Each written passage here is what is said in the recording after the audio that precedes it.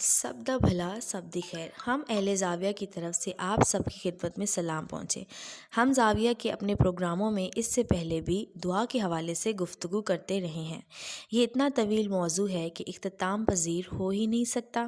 اس سے قبل جب اسی پروگرام میں دعا کے حوالے سے بات ہوئی تو اس کے بعد بہت سے لوگ اس موضوع پر بحث مباحثہ کرتے رہے اور مجھ سے بھی بار بار پوچھا گیا۔ میں اس کا کوئی ایسا ماہر تو نہیں ہوں اور نہ ہی دعا کے حقیقی اسرار سے مجھے آشنائی ہے، لیکن ایک عام شخص کے بطور مجھے یہ تو معلوم ہی کہ دعا کی کوئی اہمیت ہوتی ہے۔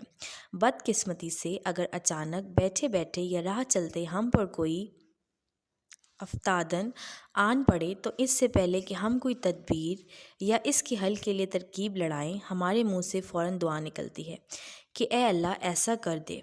خواتین و حضرات، میں سمجھتا ہوں کہ یہ بھی اندازہ کوئی غلط نہیں ہے۔ خدا سے محبت اور اس پہ یقین کا یہ بھی ایک انداز ہے کہ ہم ناگہانی صورتحال میں اسے ہی یاد کرتے ہیں، چاہے خوشی یا خوشحالی میں نہ یاد کریں۔ فرض کریں کہ ہم نے شیشہ پکڑا ہوا ہو اور وہ ہمارے ہاتھ سے اچانک گرنے لگے، تو جو بھی پاس کھڑا ہوگا وہ ضرور کہے گا اللہ خیر۔ اس کے بعد ڈانٹ ٹپٹ کرے گا کہ اندھا ہے، سنبھال کر اور مضبوطی سے کیوں نہ پکڑا۔ ہماری بڑی بوڑھیوں میں یہ بات بڑی تھی کہ ہر وقت خدا سے خیر طلب کرتی رہتی تھی۔ یہ بھی دعا کا ایک اپنا رنگ اور نرالا انداز ہے۔ گزشتہ پروگرام میں میں نے ایک تجویز پیش کی تھی کہ دعا کے بجائے اس کی ہم زبانی مانگیں، کسی کا کاغذ پر لکھ لیا جائے اور اسے ایک عرضی کی صورت میں لکھ کر رکھ لیا جائے تو بھی ایک اچھا انداز ہے۔ میرے سوچنے کی ایک وجہ یہ تھی کہ پوری نماز میں یا عبادت میں ہم جب دعا کے مقام پر پہنچتے ہیں تو ہم بہت تیزی میں ہوتے ہیں اور بڑے اتاولے جلد باز ہو کر دعا مانگتے ہیں۔ ایک پاؤں جوتے میں ہوتا ہے اور ایک زمین پر۔ ہم دعا مانگ کر چلتے بنتے ہیں۔ اس طرح وہ تعلق اور رشتہ جو خدا اور انسان کا دعا سے قائم ہوتا ہے وہ قائم نہیں ہو پاتا۔ ہمارے ایک بابا نے یہ ترکیب سوچی تھی کہ دعا مانگتے وقت آدمی پورے خشوع و خضوع کے ساتھ پوری توجہ اور مکمل توجہ کے ساتھ دعا کی طرف توجہ دے اور جو اس کا نفس مضمون ہو اس کو ذہن میں اتار کر اسے تکلم میں ڈھال کر آگے چلائے، اور اس طرح اس بارگاہ میں عاجزی سے دعا مانگے کہ انسان کے اپنے دل کو بھی علم ہو کہ وہ واقعی دعا مانگ رہا ہے۔ دعا اور انسان کا آپس میں بڑا پرانا اور گہرا تعلق ہے۔ میرے ایک دوست ہیں، انہوں نے مجھے بتایا کہ اس نے دعا کاغذ پر لکھنے کے بجائے ایک اور کام کیا ہے۔ میرے اس دوست کا نام افضل صاحب ہے۔ انہوں نے مجھے بتایا کہ انہوں نے ایک رجسٹر بنا لیا ہے جس پر وہ اپنی دعا بڑی توجہ کے ساتھ لکھتے ہیں، ساتھ تاریخ کا اندراج کرتے ہیں۔ جتنی دعا زیادہ جلدی قبول کروانا درکار ہوتی ہے اس کو اتنی ہی تفصیل سے اس رجسٹر پر درج کرتے ہیں اور دعا کو مختلف رنگوں میں دیدہ زیب انداز میں لکھتے ہیں، اور کوشش کرتے ہیں کہ اس دعا کو لکھتے وقت اپنے اوپر وہی کیفیت طاری کریں جو اس ہستی کو بھا جائے جس سے دعا کی جا رہی ہے۔ افضل صاحب کے اس رجسٹر بنانے کا بڑا فائدہ تھا اور ان کا تعلق اپنی ذات اپنے اللہ کے ساتھ بڑا جڑا ہوا تھا۔ اکثر و بیشتر ہم شکایت کرتے ہیں کہ جی بڑی دعائیں مانگی تھی قبول نہیں ہوئیں، اوہ جی ہماری تو دعائیں پوری نہیں ہوتی ہیں۔ خواتین و حضرات، دعا کا طریقہ بھی ایسے ہی ہے جیسے نلکا گیڑ کر پانی نکالنے کا ہے۔ جو ہینڈ پمپ یا نلکا چلتا رہے اور بار بار گرتا رہے اس میں سے تو بڑی جلدی پانی نکل آتا ہے، لیکن جو ہینڈ پمپ سوکھا ہوا ہو اور اس پر گیڑے جانے والی کیفیت کبھی نہ گزری ہو تو چاہے آپ اس پر کتنا بھی زور لگا لیں اس میں سے پانی نہیں نکلتا۔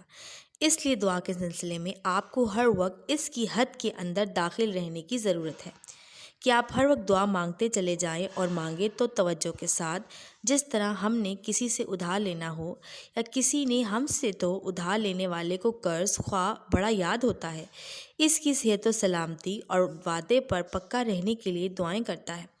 دعا کا طریقہ بھی اسی طرح کا ہونا چاہیے کہ ہم دعا کو ہر وقت دل کے نہا خانے میں رکھیں اور اپنے اللہ اور اپنے پروردگار کے پیچھے پڑے رہیں کہ یا اللہ ہمیں یہ چیز چاہیے اور بس۔ اللہ میاں سے بضد رہیں اور خود کو اپنی ہمارے بابا کہا کرتے تھے کہ دعاؤں کے دائرے سے کبھی نہ نکلو۔ اگر اپنے لیے دعا نہیں کر رہے اور آپ پر خدا کی بڑی مہربانیاں ہیں تو خدا کے لیے دوسروں کے لیے دعا کرتے رہا کریں۔ بابا کہتے ہیں کہ جو شخص کسی کو دھوکہ دیتا ہے حقیقت میں خود کو دھوکہ دے رہا ہوتا ہے، لیکن وہ خیال کرتا ہے کہ وہ کسی اور کو دھوکہ دے رہا ہے، اور جو کسی کی خیر اور بھلائی مانگ رہا ہوتا ہے وہ حقیقت میں اپنی بھلائی چاہ رہا ہوتا ہے، کیونکہ دعا خیر کرنے والا یا دھوکہ کرنے والا بھی اس دنیا سے جڑا ہوا ہے۔ خواتین و حضرات، دعا خط و کتابت نہیں ہے، ایک چٹھی نہیں ہے، عرضی خدا کے حضور ڈال کر مطمئن ہو کر بیٹھنے کا اور اس ذات پر اعتماد اور بھروسے کا نام ہے۔ کچھ ہماری دعائیں ایسی بھی ہوتی ہیں جو اگر قبول ہو جائیں تو ہمیں نقصان پہنچنے کا اندیشہ ہوتا ہے، لیکن ہم خدا سے شکوہ کرتے ہیں کہ اللہ آپ نے ہماری دعا قبول نہیں کی، بلکہ آپ جب بھی دعا کریں اس میں یہ جملہ ضرور شامل کریں کہ اللہ ہمیں وہ عطا فرما جو ہمارے حق میں بہتر ہے۔ ایسا بھی ہوتا ہے کہ خدا ہمیں پھولوں سے بھرا ٹوکرا عطا کرنے کے موڈ میں ہوتا ہے اور ہم ایک صرف پھول کی ضد لگا کر بیٹھے ہوتے ہیں۔ آپ نے گلی میں شام کو گزرنے والے ان فقیروں کو صدا لگاتے ضرور سنا ہوگا، کل عالم دا بھلا کل عالم دی خیر۔ یہ انداز دعا ہے جو سب سے بھلا ہے، کیونکہ کل عالم میں آپ بھی شامل ہیں۔ ہم بھی ایسے ہیں کہ پھولوں کے ٹوکرے کو ٹھوکر مار رہے ہوتے ہیں اور ایک پھول کے پیچھے بھاگ رہے ہوتے ہیں۔ اپنی دعا میں اللہ تعالیٰ کی رحمت کی شمولیت کا تقاضا ضرور کریں۔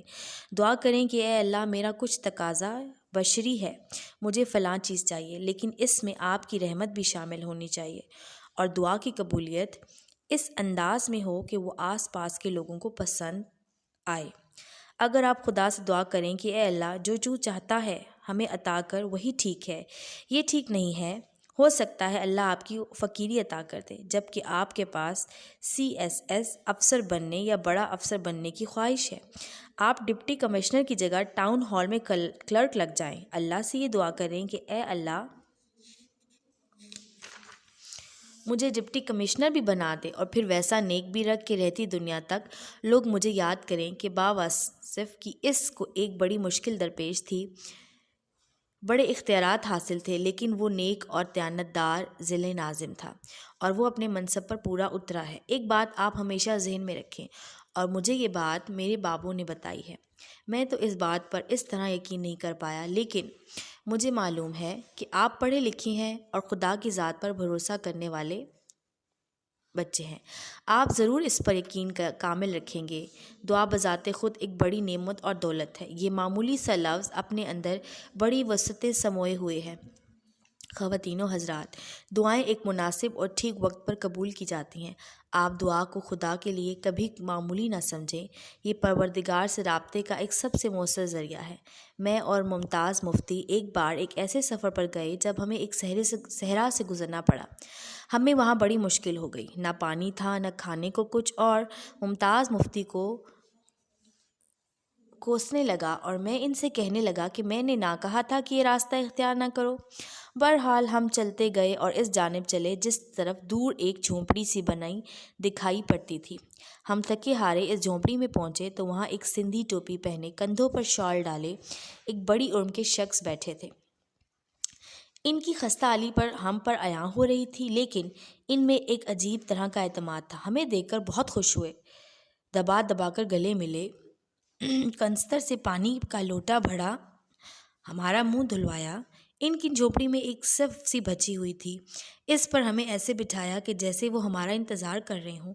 ہم نے ان سے کہا کہ بڑے میاں آپ اس بیابان میں کیسے رہ رہے ہیں؟ وہ بولے کہ کیا خدا نے اپنی مخلوق سے رزق کا وعدہ نہیں کر رکھا؟ ہم نے یک زبان ہو کر کہا ہاں کر رکھا ہے۔ ہم نے اسے دریافت کیا کہ آپ کا ذریعہ معاش کیا ہے؟ وہ کہنے لگے اس کے خیال میں اس کا ذریعہ معاش ایک دوسرا آدمی ہے۔ میں ہر نماز کے وقت اٹھتے بیٹھتے اپنے پروردگار سے یہ دعا کرتا ہوں کہ اے میرے رب، مجھے کبھی اس کیفیت میں نہ رکھنا کہ میں اکیلا کسی وقت کھانا کھاؤں۔ آپ مجھ پر اپنی رحمت کرنا، اور جب بھی کھانے کا وقت ہو تو دوسرا تیرا بندہ بھی ہو جس کے ساتھ بیٹھ کر میں کھانا کھاؤں۔ اس نے بتایا کہ اسے یاد نہیں پڑتا کبھی اس نے اکیلے کھانا کھایا ہو، کھانے کے وقت کوئی نہ کوئی انسان ضرور آ جاتا ہے۔ آج کھانے کا وقت نکلا جا رہا تھا اور میں پریشان تھا کہ آج میں اکیلا کیسے کھانا کھاؤں گا۔ اس نے 2-3 سوکھی روٹیاں نکالیں، گھڑے کا پانی لایا اور کھانا شروع کر دیا۔ میں نے ممتاز مفتی کو کونی ماری کہ سودا نکالو۔ ہم نے چلتے وقت بھنے ہوئے چنے رکھ لیے تھے کہ وہ بوقت ضرورت کام آئیں گے۔ اس نے روٹیاں نکالی، ہم نے چنے بھنے نکالے اور سب نے مزے سے باتیں کرتے ہوئے کھانا کھایا۔ خواتین و حضرات، آپ یقین کریں کہ اس کھانے میں ایک روٹی بچ گئی اور ہمارے چنے بھی کافی سارے بچ گئے اور ہم سیر شکم ہو گئے۔ اس شخص نے بتایا کہ یہاں سے شہر زیادہ دور نہیں ہے، چند کوس کے فاصلے پر ہے۔ یہاں سے اونٹ پر پرانے والوں کے قافلے گزرتے ہیں، آپ ان کے ساتھ شہر چلے جائیے گا۔ ہم نے اپنے باقی چنے وہیں چھوڑ دیے اور ایک قافلے کے ساتھ شہر پہنچ گئے۔ بچوں، یہ بھی دعا تھی، ہو سکتا ہے کہ کسی دوسرے کے رزق کے باعث اس شخص کو بھی کھانا میسر ہوتا ہو۔ ممتاز مفتی مجھ سے کہنے لگا کہ یہ شخص بڑا سیانہ ہے، کسی کے لیے دعا مانگتا ہے اور کھانا خود مزے سے کھاتا ہے، اور ہم بس اپنے لیے دعا کرتے ہیں، پھر بھی بھوکے مرتے ہیں۔ خواتین و حضرات، دعا کے حوالے سے ہم اپنے آئندہ پروگرام میں بھی بات کرتے رہیں گے۔ جیسا کہ میں نے کہا ہے کہ یہ بڑا طویل موضوع ہے اور ختم ہونے کو نہیں آتا۔ اب مجھے امید ہے کہ آپ بھی سب دا بھلا سب دی خیر کے فارمولے پر کاربند رہیں گے۔ اللہ آپ کو آسانیاں عطا فرمائے اور آسانیاں